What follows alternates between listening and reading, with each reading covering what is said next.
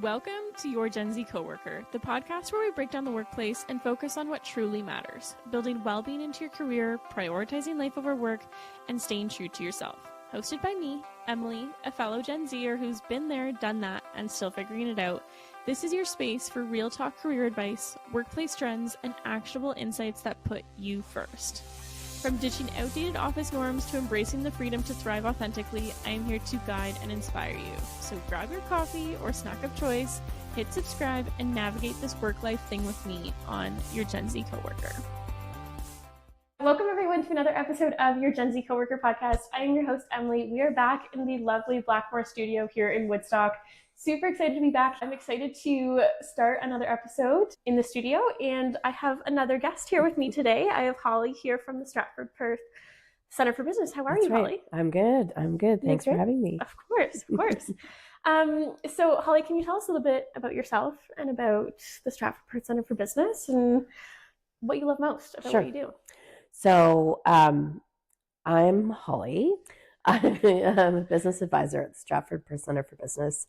And we are an organization that is co-funded by the province of Ontario and the municipalities that we work in to supply support services for small businesses. And that can range from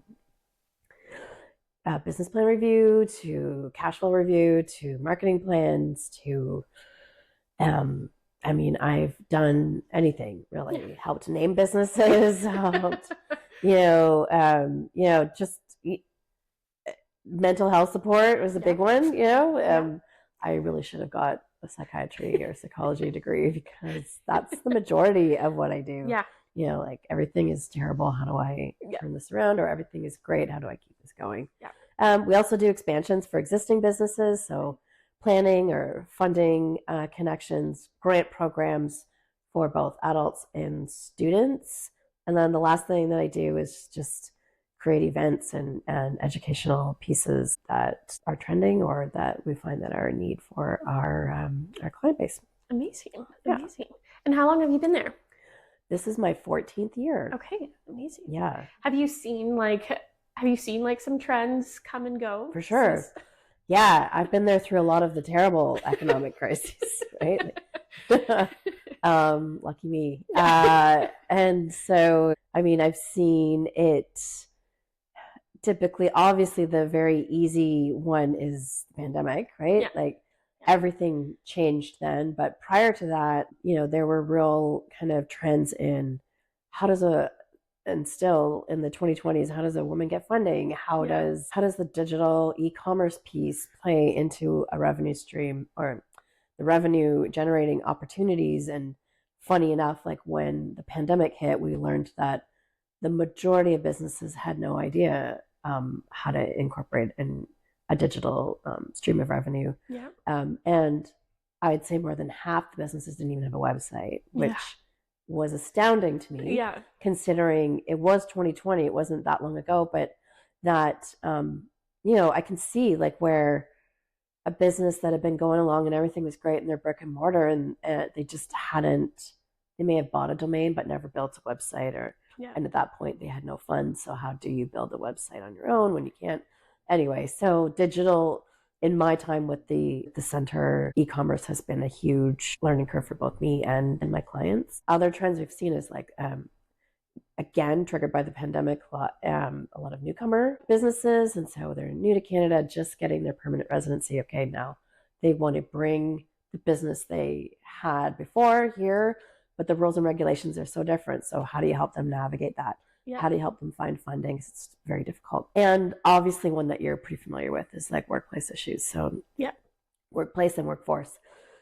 How does an employer retain employees and how do they hire has evolved. We were fortunate to live in a space where the unemployment rate is pretty low and it wasn't really a pressing issue until, again, the pandemic. And then how do you navigate a workforce through the pandemic? And I don't know anything about that. So I'd like them to learn. And then now it's how do you navigate with a changing workforce? The story has kind of shifted, obviously, in the last few weeks to how do you navigate through incredible uncertainty, as far as what the future looks like. And that's our new thing that we're working through, and we honestly don't know either. But one thing I do know about entrepreneurs they are the most ready. They have the best skill set to navigate uncertainty, because that's all they do every day. It's like, I'm going to try this and see what happens. And we saw that a lot during COVID. Yes, I say they were the hardest hit small businesses, but truly resilient group of people.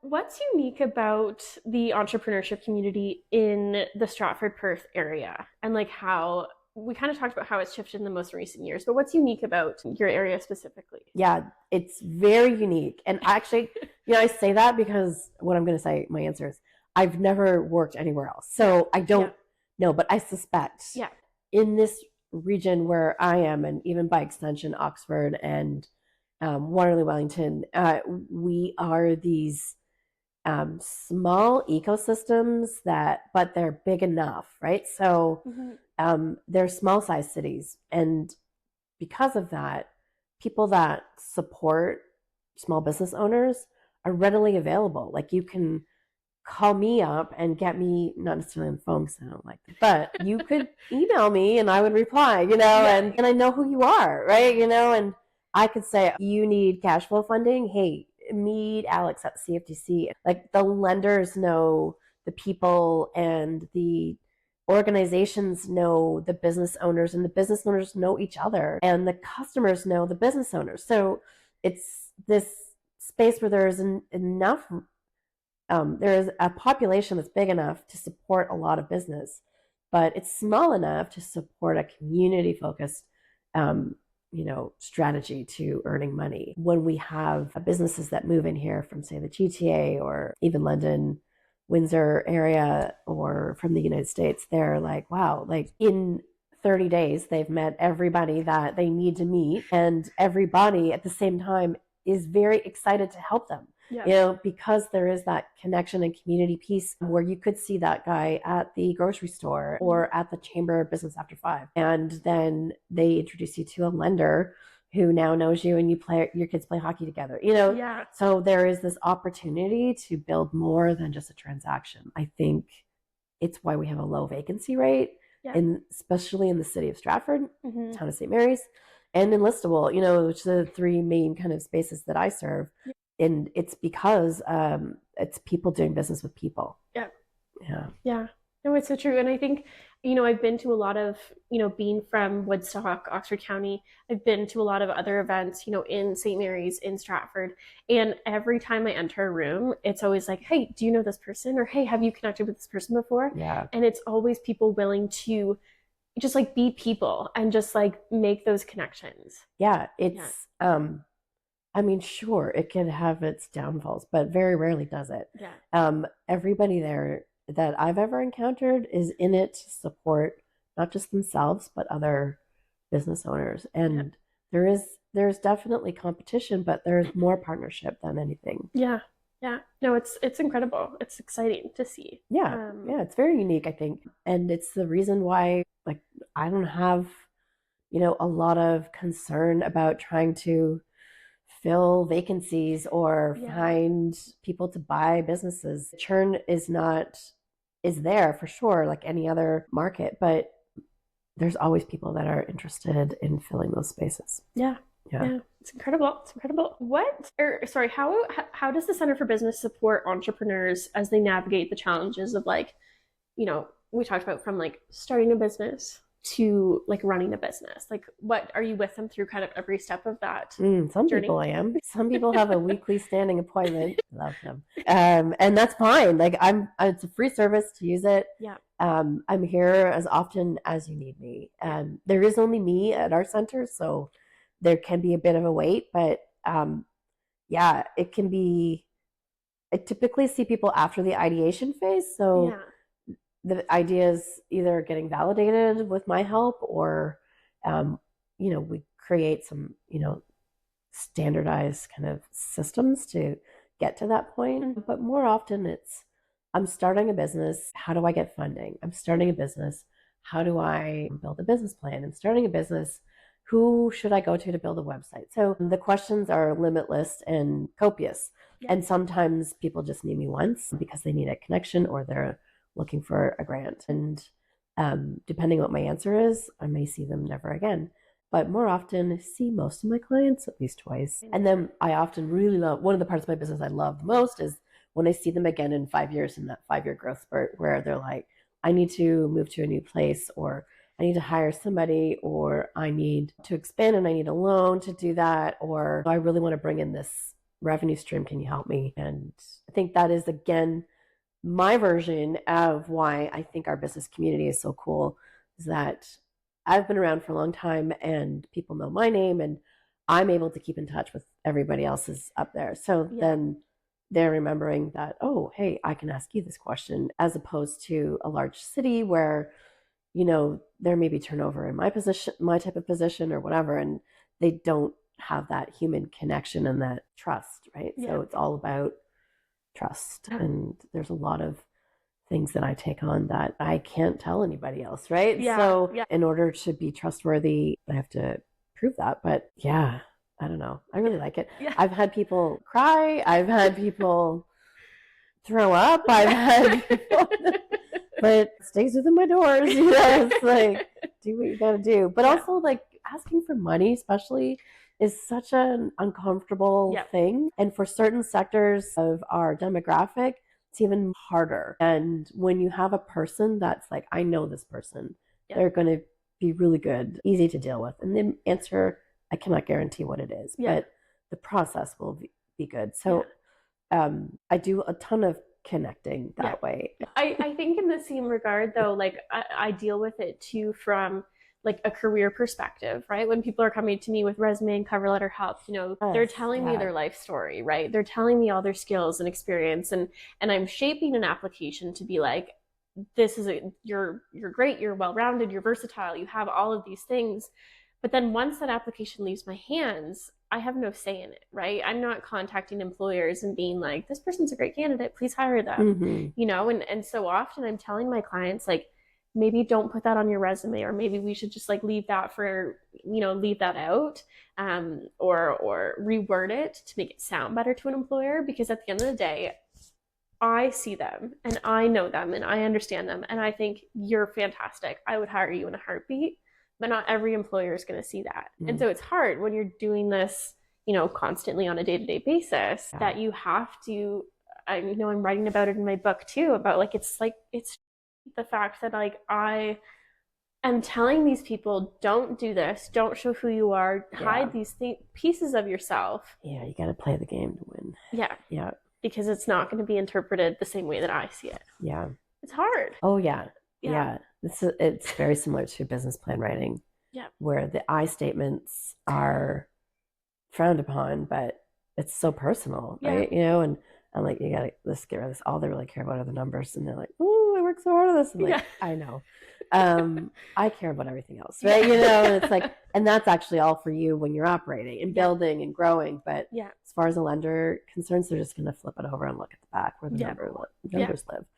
But our jobs are to like just teach them how to win the game, right?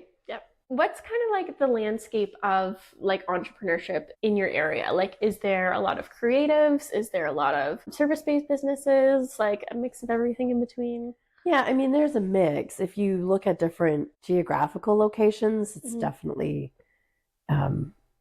each kind of location has a defined space. Like out in the county, there's definitely ag and ag innovation and less retail and restaurant. But then in the city centers and small town centers, there's a big mix. But obviously the city of Stratford has a huge restaurant component to its sector, which always astounds me. Oh, another restaurant, right? But somehow the majority of them are great, as long as they're abiding by the gaps and the differentiation and all these different things. But sometimes it's hard. Actually, restaurants are struggling all the time. But so we have a unique mix in the city of Stratford, just because it is a tourist zone as well. So there are restaurants, retail, and some service based there. The majority of people that I work with are service, I would say. A bit of retail, again, enough retail, but Retail's funny, especially in the city of Stratford, where people just assume that when they come to Stratford, they plunk some money down for a space downtown, that the 500,000 people that come to the city is going to walk through their door. Yeah. And so I don't see a lot of them. Yeah. Right? Yeah. I usually see those businesses when things are not going well. Mm-hmm. And I think that it's definitely easier for a business located in downtown Stratford to open up and get a decent amount of foot traffic. But then a diversified revenue stream is just so needed. Yeah. And so, yeah, when businesses, I see as far as the landscape goes, it's shifted from 40 to 60-year-old males to 25-year-old, 35-year-old females, which is amazing. Yeah. Buying businesses, starting businesses, expanding the business they currently have. I mean, from my viewpoint, it's great. So kind of branching off of that, I like to focus and educate people on the Gen Z generation and what we do and how we work and how to work with other generations too.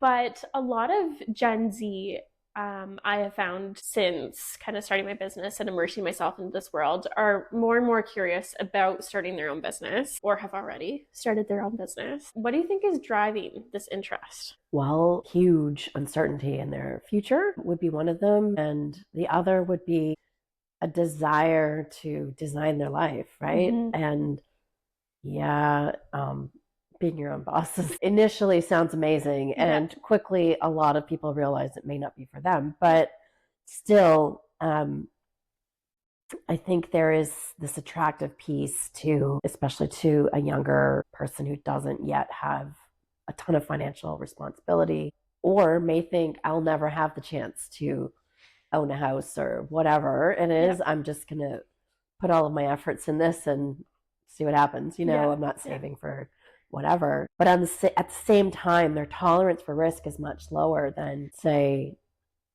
a 45-year-old guy might be, right? And their ability to find funds is much, much more limited because they don't have an asset to offer up. However, the structure or the model that they are bringing is very kind of Gen Z friendly, right? So it's pop-up, or it's mobile, or it's out of my basement. So it's not so much big investments in brick and mortar. It's that risk-averse piece where it's trial and side hustle, and then let's see. Or it's very much following what I would like to kindly call the bro culture, like where like this dude was on YouTube selling this, I'm going to sell that too, or whatever.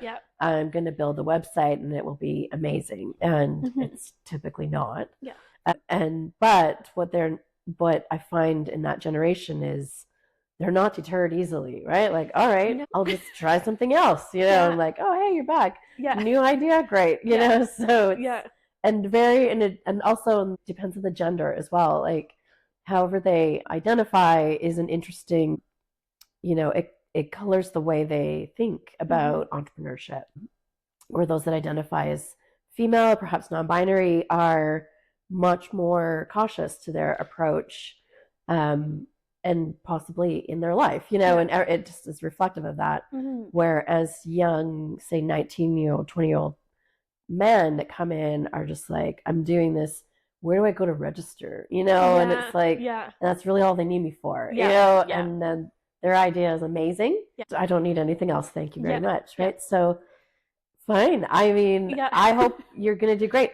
And it's fun and it's interesting. But it is so interesting to look at the differences in who comes through the door and how they identify in the world is how they typically show up in entrepreneurship too. I see it the most in Gen Z. I think it speaks to how we grew up. I think it speaks to how uncertain our future is, and I think it speaks to the fact that like we are so I think compared to other generations, we are so tuned into the fact that this is our one life. Like there's no do-overs, there's no this is it. And so our ability to just pick up and start over and pick up and start over and pick up and start over is just like what just keeps driving us, right? Like something doesn't work, try something else. And constantly, finding that next avenue, I guess. Yeah, it's so different. I'm a Gen X, and it's just so, it's very much something I'm into, but the majority of Gen Xers and Boomers are like, you pick a lane and you stay there. And you stay there until it's over. Yeah. And it's hard. I know, like, more than I do, how hard it is to get both, ways of living to find some sort of middle ground. Yeah. But both have their pros and cons. Yeah. But yeah, I love working with Gen Z, and is it Gen Alpha, the ones below that? Yes. Yeah, because I run a student program, and so I'm in the high schools a lot, and it's so much fun. Some people don't enjoy working with teenagers. Yeah. I have teenagers, so it feels very normal. Their attention spans are very limited, but so wide open. Yeah, it's fun. Yeah. And their ideas are wild. Yeah. And some of them are not wild, but their enthusiasm for earning money is limitless. Yeah, it is. Yeah, I have a 14-year-old brother. And so it's very fun for him to experience this side of me. Like, he's been through all the jobs that I, he's like, you don't work there anymore. I'm like, nope, on to the next job. And he's like, you don't work there anymore. And I'm like, nope, on to the next one. And then starting a business too. And I find it's really, inspiring to be able to provide him with that information, because that was never provided to us 10 years ago when I was in high school. Right. So it's exciting. So what advice would you have to a Gen Z aspiring entrepreneur who's just starting to explore their ideas? Well, don't jump in with 2 feet until you've done some validation work, which is fine. I just don't want people to spend money particularly, but also time on something that a couple of unbiased third-party eyeballs could say, oh, here are the problems you might encounter. Not necessarily don't do it. Yeah. But I know that's what they hear. Yes. So it's like, take a breath and talk to people, which my student entrepreneurship group, talking to people is the biggest problem, and we start the whole summer off with making them talk to a lot of people. Yeah. And they're like, oh my God, I'm gonna be sick, right? And but then they come away from it going, oh my God, like, this was so great, and I learned so much. And did you know so-and-so? Like, I know, and so ask people questions before you take your life savings and invest it in something that, your dude told you, was going to make you $1 million. Yeah. It's probably not. And take that enthusiasm and pour it into the data before you make the decision. Data-driven decisions are my advice for everybody. Yes. Like, what's the data telling you? And the data doesn't necessarily have to be numbers. Yeah. It can be human feedback or gut instinct, like, listen and just slow down. Yeah. Yeah. I like it. We kind of talked about this initially, but how do you think Gen Z's approach to business differs from previous generations? Like, what have you noticed when they come walking through your door? So now that I've said all of that, I would say they're actually, when they do slow down, really good at dotting all their I's and crossing all their T's to the point where they might need a little kick to, like, just try something, where there's a lot of fear of what their future looks like. And they have a lot of interest in trying their idea out, but they're scared. And perfectionism does not make progress. And just giving them more of the mental support is, I find they need that more than any other generation I've worked with before. Yeah. It's like, it's going to be okay. Yeah. It's going to be okay. Yeah. It's going to be okay. Yeah. What does your plan say? Yeah. Like, my plan says this, but I'm not sure. And I'm like, it's going to be okay, and I'm like, here, meet this person. It's like, they did this already, or whatever. And then when it is okay, it's the most joyful thing. So I find that that is another thing I love working with this generation about. Like, the expression of emotion is not monotone. Yes. they're not afraid to, like, no matter what their gender identity is, laugh, cry, scream, stomp on the ground, swear, whatever. Yeah. They just let it all out, right? Yeah. It's like, Yeah. and so when it's good, it's really good. And when it's bad, it's scary. But Yeah. I am uniquely equipped to help them through that, being the parent of a child who's come out of their teens and Yeah. one who's in their teens, but also have been in the school system for a long time, and it's okay. Like, Yeah. but I think they're okay with being full of emotion. But like my Gen Xers and boomers would never. I had a Gen Xer cry in my office once, and it was a male, and he was so embarrassed, but he was about to lose everything, right? I would say now has made an amazing business. It's okay to like say, I don't know, I'm scared or I don't know what to do. And Gen Z are really good at that. I need help, asking for help, which is totally contradictory to what I've already said. But when they are ready, they'll ask anybody, but it takes them forever to slow down and get to that point. When you do say it's going to be okay, you can trust people. It's like a fountain of questions. Oh my gosh. And questions at all hours of the night. I once had a student who texted me all weekend long, and I'm not texting back. And anybody who works with me knows me. I typically do text back. But I'm like, no, I'm not doing it. And on Monday, I had a text from him saying, "Are you mad at me? Do you not like me anymore?" I'm like, no, this is my weekend. I have no kids. Okay, well, I figured it out. I'm like, I knew you would, that's why I didn't text you back. But yeah, my student entrepreneurs are constantly asking me questions, which is great. However, their ability to absorb boundaries is not great. Very valid.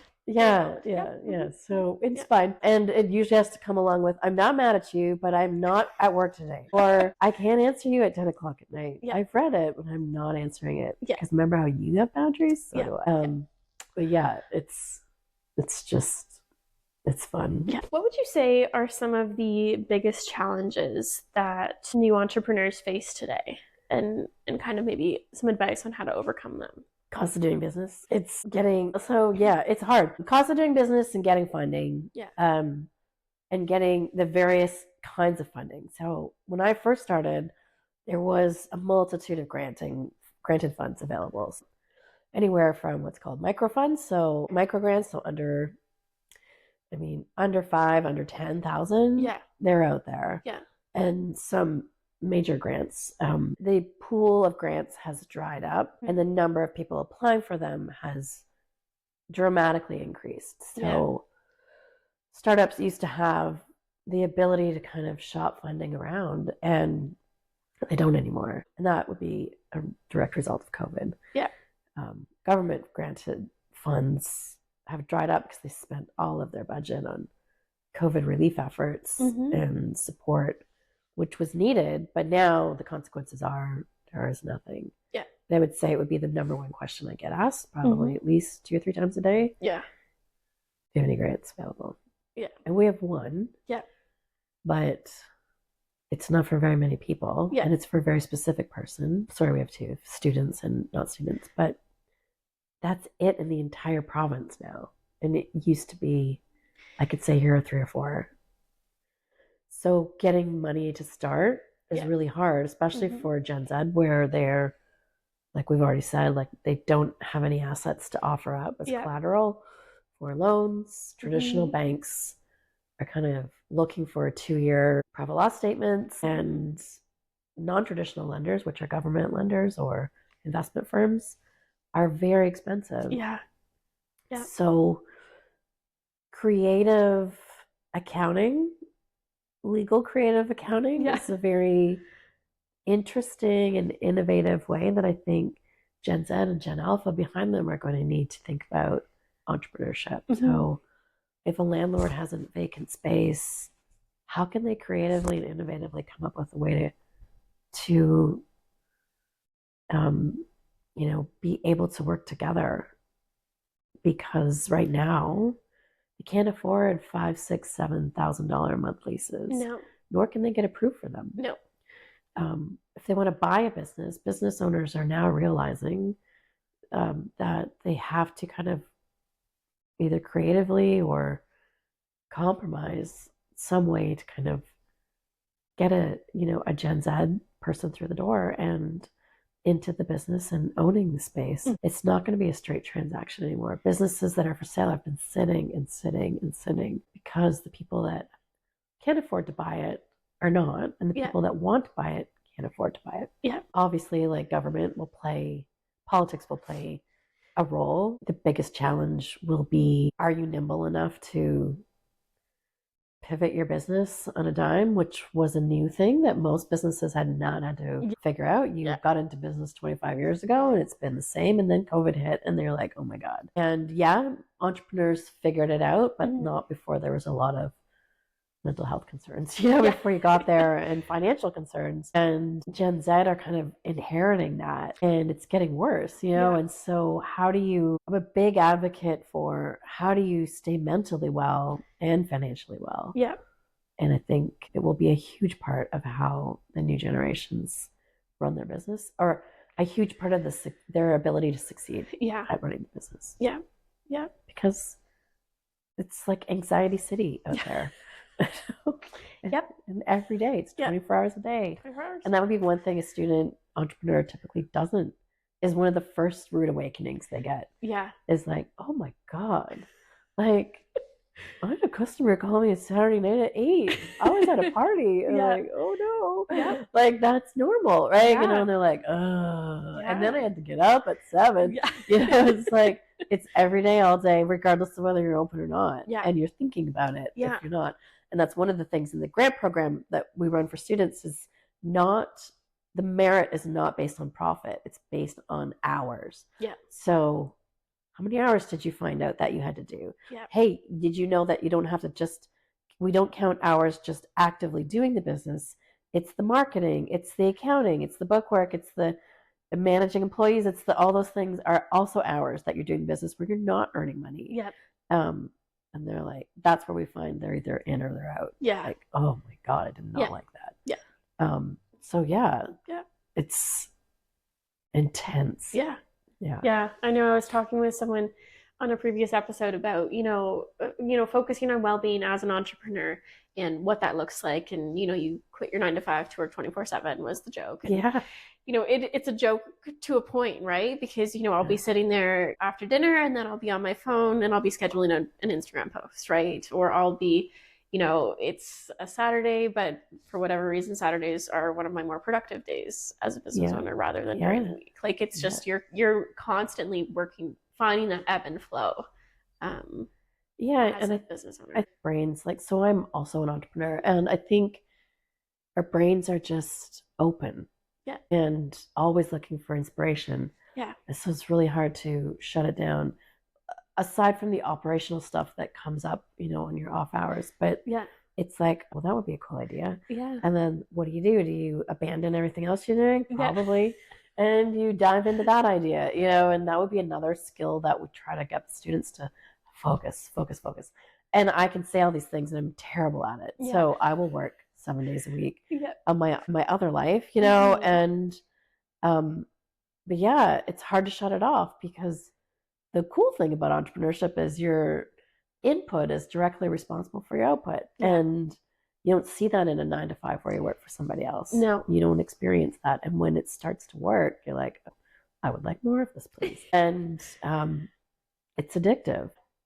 Yeah, I go to therapy for addiction to work. God, true, which I never knew was a thing. No. And my therapist was like, I think you have an addiction. Like, I don't drink to work. Like, you're never not working. Yeah. I'm like, no, but I can't. And she's like, no, see, there you go. So, but I think that's an entrepreneur's entire existence. Yeah. And if you're not an entrepreneur, you can't understand. No. And you try, but you can't. Yeah.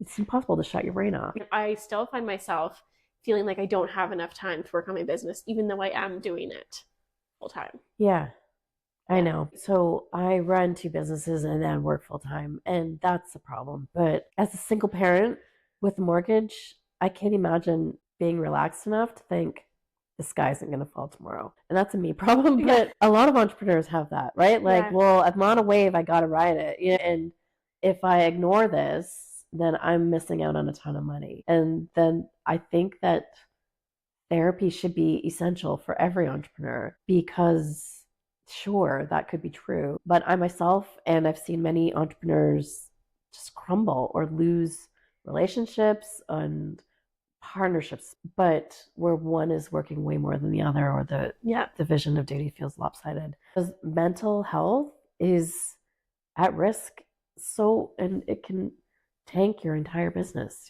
So yeah, you could work more, and sure, maybe sometimes you should work more. But I have a business therapist, and which is separate from my other therapist. Yeah. And she once said, like, what if instead of like working on your business, you worked on your downtime?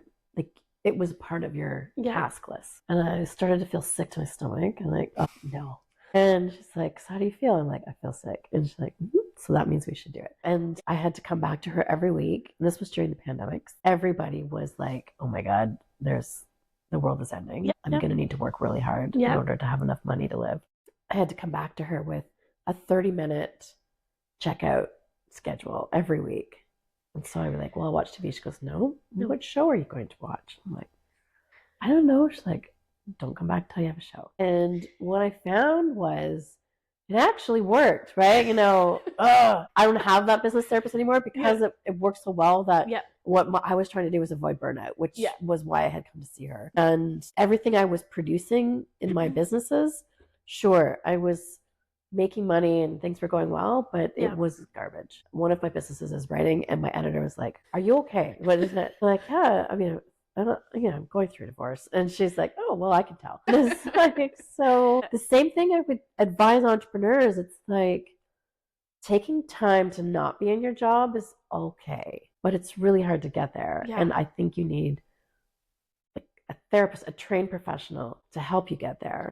And in fact, what happens is, and I can attest to it, is your business actually grows because your mind is calm and quiet. Not all the time, but like it has a break, and it can think of new and fun ideas. It can get some distance from the problem, and then you can find the solution. Working all the time, I mean, total hypocrite. I'm getting better. Ask my kids. It all comes down to systems. So this would be another thing that I teach a lot of Gen Zs, because they don't have in school. They don't teach you systems for life, right? It's like, well, what's your morning routine? Well, what's this? Well, how do you onboard somebody? How do you? Well, I don't have any system. Well, you don't have any, S&Ps, systems and processes. Are they written down? What is that? Life changing, right? And even though I'm type Z, as opposed to type A, I need them. Or if you can't figure it out, hire somebody to help you with that. And that's another scary thing. But get an assistant for 5 hours a week who sets you up for success. So then you can not think about work all the time. Somebody else has given you a system. So I'm back to the original point was every business owner needs a therapist that they can trust and offload on, and who can help them develop those systems to help them enjoy the fruits of their labor. Because there's no point in working so much if you can't enjoy it. No, it's really not. And and I'm glad we kind of like got into that conversation, because I think my focus with this podcast and with my business, right, I focus on certain pillars, and I we all like to talk the talk, and I try to do the best, like practice what I preach. But I think continuing the conversation is the only way that we're going to get to that sustainable way of well-being as entrepreneurs. Yeah. When I find if I get entrepreneurs together in all of our grant programs, we never used to really hang out together. Funny result of COVID has been that people just want to hang out together more. And so when I get a bunch of them in a room talking to each other, and like, oh, I've always wanted that, or I've always wanted to do that, or I never had that idea. They're not working all the time. And they're fine. How did they do that? And when we talk to each other, as opposed to live in these entrepreneur silos that, especially if you're a solopreneur, right? A solo entrepreneur, because those are two different things. It's lonely, and so many mental illnesses can creep in, like imposter syndrome, and am I doing enough? Is the world going to end tomorrow? All these things. You don't have anybody to talk to offload those worries or anxieties or celebrate the wins. So entrepreneurs need a peer networking community more than any other, whether they have teams or not. Yeah. I think it's really important. Yeah. So you're right. Like Yeah. just talking to each other is really important. And as we're getting close to the end of the podcast, we get to do my favorite part of the podcast, which is the rapid fire questions. Right. Okay. So I ask the same questions each episode. Okay. So you have 5 seconds to answer each question. Let's Ready? go. Yep. Dream job as a child. Oh, I wanted to be a doctor. Oh. Yes. Okay. One food you could eat every day. Sushi. Ooh. Dogs or cats? No, I have both. I have 2 cats and a dog. If the house was on fire and I had to leave one of them, oh no, I can't. I feel bad. Probably my dog, because she just would follow me. Cats would. Okay. So that's I know mean. it's hard. That's hard. It's a hard one. Yeah. Most used emoji. I'm terrible. It's just the heart, because I don't know how to do anything else. Go-to karaoke song? Yeah, no. I have never sung karaoke. That's okay. Now I'm a music major, and one day I had to sing. I don't sing, but one day a lot of the vocalists were sick. And somebody was recording tracks, and they're like, "It's God, I'm fine. You're in here." And I sang, and they're like, "You know what? You're right." We're gonna go find somebody else. Like, I know. Yeah. So no, I would think that I could probably sing Celine Dion, but I know I can't. Yeah. So I would need to be in an altered state to get up there. Yeah. First celebrity crush. It's probably gonna be Jason Bateman. Like, yeah. One thing you can't live without. My kids. Okay. Favorite childhood memory. I went right to violence. So I have twin brothers who are younger than me. Yeah. And when they came around, everything changed, right? Yeah. And I constantly tried to literally murder them. So I've lit them on fire. I've pushed them into brick walls. I've pushed them downstairs, jumped on their heads, and all these things. So those are my favorite childhood memories. Okay. I hope they listen to this and enjoy this show. A favorite holiday or time of year? So my favorite holiday would be Halloween. Okay. My favorite time of year is where we're at right now. I'm a huge winter fan. Okay. Absolutely hate the summer. Okay. Violently hate it. Ask anybody who knows me. I love the snow. I am an introvert. This is like permission to hibernate. Yeah. But also I'm always hot. So I could just walk outside and I haven't put a coat on in many days. So I love the winter. Okay. Morning person or night owl? Morning. Okay. Sweet or savory? Sweet. Biggest work pet peeve? I also hope my coworkers are listening. They'll just say, yeah. My biggest did you say coworker or just work? Work pet peeve is I am an admittedly driven person. Yeah. And I don't enjoy working with people who are not equally as driven. Yeah. And I know that I need to gain some perspective on that and be nicer to people. I do the same thing to entrepreneurs. I'm like, well, why haven't you done that yet? You know, like, don't you want lots of money? You know, well, yeah, but I'm really tired. Yeah. And that's so my personality is to just never stop. Yeah. And I have my admin Janice is the best at saying, hey, your 8 is showing, which is like an Enneagram. And she's like, zip it, you know. I'm like, sorry. Not everybody's the same as me. So yeah, I love working alone. Yeah. So if my coworkers are constantly talking to me, they also know that they'll get the evil eye. I'm like, okay, my headphones. Yeah. Good to know. Biggest fear? Failure. Okay. Yeah. Best career advice you've ever received or ever given?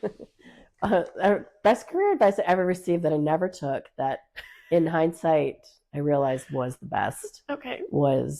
So my background is in music business. Yeah. And when I left college, I moved to Nashville to follow a guy, of course, classic country song. And I interned at Sony Records there. And we broke up.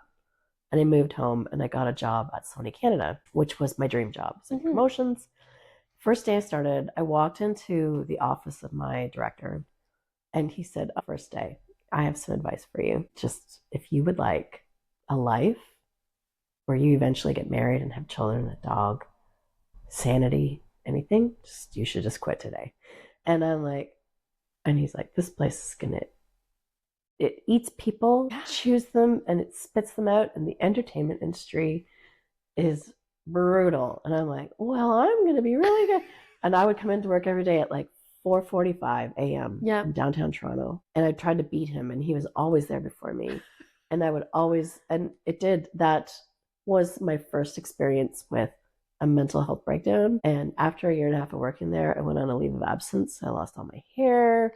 I was just working so much. And I wish I had to listen to him, because if somebody who is you respect and has been in a space long enough to tell you you're a good person, this space is going to change you, listen to them, even though it's scary. Yeah.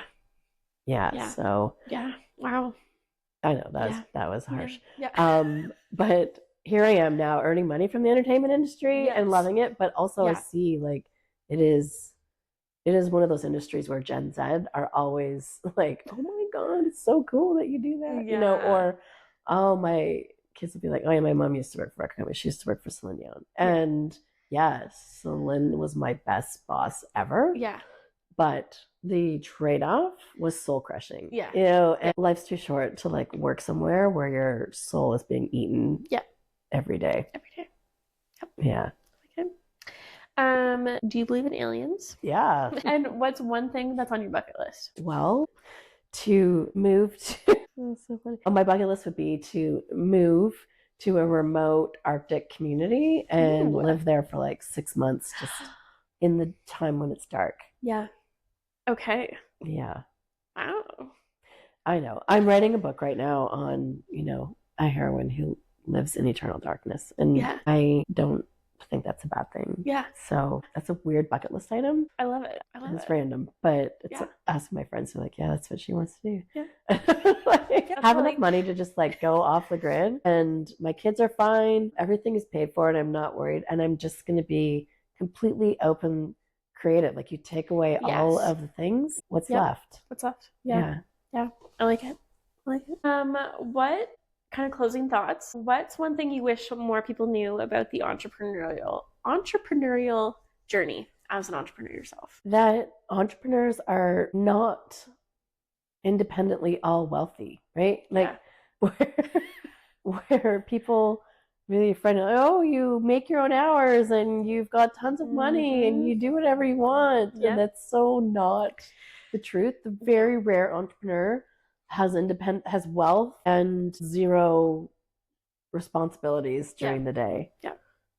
The hardest working group of people they work all the time. Such a big circle, this whole conversation. They shouldn't have to, but they do. Yeah. And so they work really hard. And just because you set your own hours and you may own a store or a restaurant or whatever, it means that you probably have less money than everybody else, so for the most part. Yep. So, yeah, for sure. Where can listeners go to learn more about you and the Stratford Perth Centre for Business? So you can just head to our website, stratfordperthbusiness.ca. Perfect. All the things about me are on there. We have a new podcast that we launched today. Yes. So you can listen to me talk more to some people that are entrepreneurs. Yeah. You can just book some time with me. That is all on our website if you want to hang out and chat. Beautiful. Well, thank you so much for coming on the podcast, Holly. Thanks for inviting me. Of course. I would have said yes. I love chatting with you. Yes. So thanks so much for watching another episode of Your Gen Z Coworker. I'm your host, Emily. Feel free to leave a review, subscribe. You can watch this episode on Spotify, YouTube, on our YouTube channel, and on Rogers TV channel 13 Woodstock. And you can also listen to it on Apple Podcasts.